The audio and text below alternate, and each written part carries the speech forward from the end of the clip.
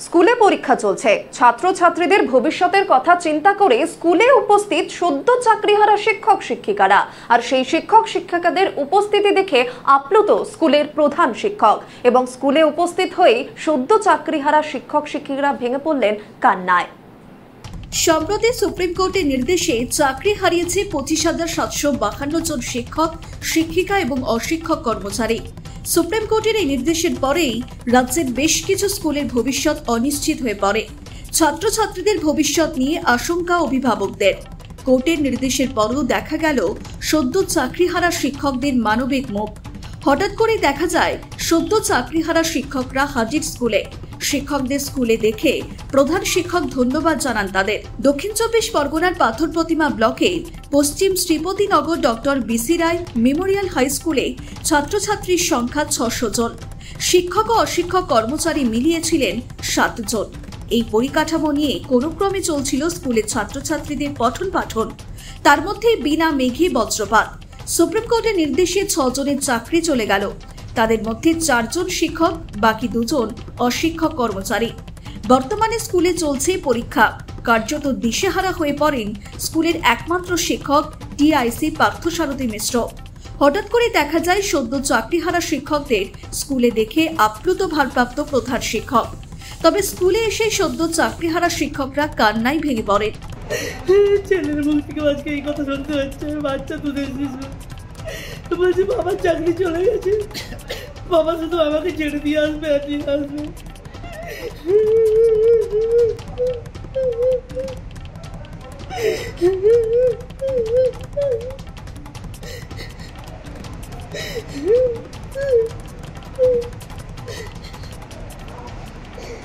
সদ্য চাকরিহারা শিক্ষকরা জানান, বর্তমানে স্কুলে পরীক্ষা চলছে।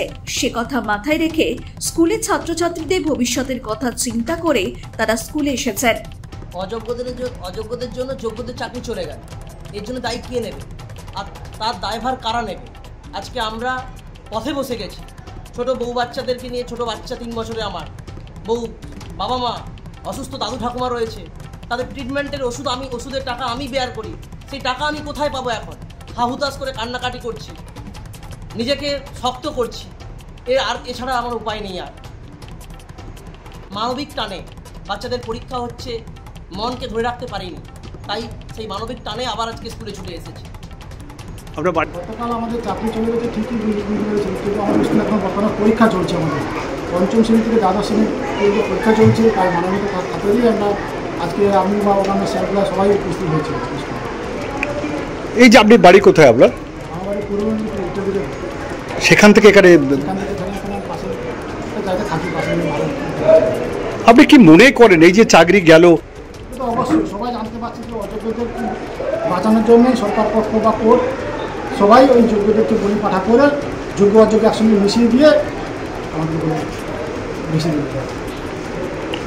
স্কুল ছাত্রদের দাবি, আগামী দিনে শিক্ষক না এলে স্কুল বন্ধ হয়ে যাবে।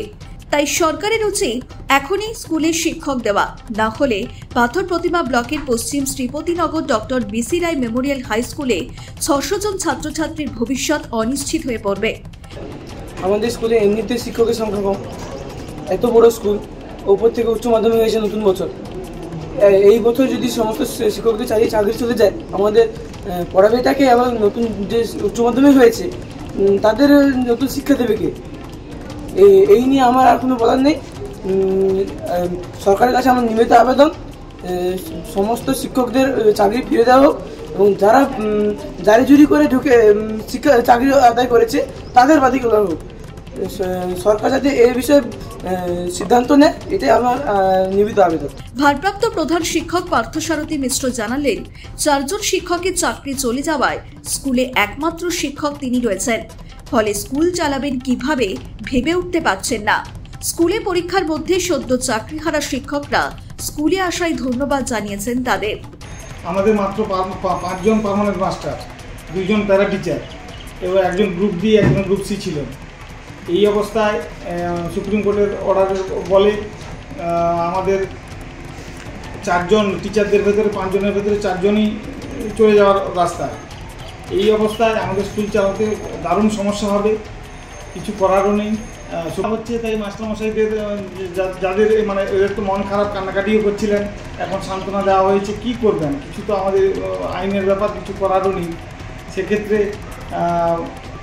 ওনারা এখনও আসছেন। অনেক স্কুলে শুনলাম যে মাস্টারমশাইরা নাকি চলে গেছেন, কিন্তু এখানে মাস্টারমশাইরা আসছেন ছেলেদের কথা ভেবে ওনাদেরকে আমরা রিকোয়েস্ট করেছি, যাতে রিকোয়েস্টও আমরা সেভাবে করতে পারি না, কষ্ট হচ্ছে আমাদেরও, ওনাকে বলতে কষ্ট হচ্ছে, তাও ওনারা মানবিকতার স্বার্থে ওনারা আছেন।